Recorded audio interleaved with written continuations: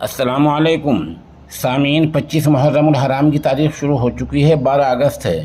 خبر کا عنوان ہے میوات کے بڑے عالم کا انتقال، انا للہ و انا الیہ راجعون۔ خبر کے لیے وہیں سے مفتی تعریف سلیم ندوی ہمارے رابطے میں ہیں۔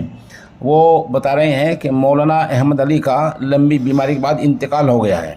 وہ بتا رہے ہیں کہ نماز جنازہ سے پہلے جمعیت علماء متحدہ پنجاب کے جنرل سیکریٹری مولانا حکیم الدین اشرف اٹاوڈی نے مرحوم کی زندگی پر روشنی ڈالتے ہوئے کہا کہ میوات کے گاؤں ہوچ پوری میں پیدا ہونے والے مولانا احمد علی کی شروع کی تعلیم گاؤں میں ہوئی۔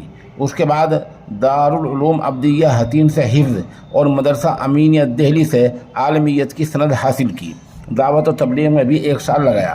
مرحوم پوری زندگی منصب امامت پر فائز رہے۔ وہ حق گو تھے اور بے مثال تھے۔ پسماندگان میں 3 عالم بیٹے، 3 بیٹیاں اور بیوہ ہیں۔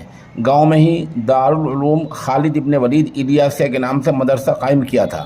اس موقع پر مفتی رفیق قاسمی نے بھی خطاب کیا۔ مولانا کے بڑے فرزند مولانا اسماعیل احمد نے نماز جنازہ ادا کرائی۔ تدفین میں مفتی محمد رفیق، مفتی مستجاب الدین، مولانا ارشد، مولانا زبیر، اسلم گولوال، مولانا عارف ندوی، مولانا شاکر ندوی، قاری رحیم الدین، مولانا ضیاء الحق سمیت سینکڑوں تلامذہ اور متعلقین شریک رہے۔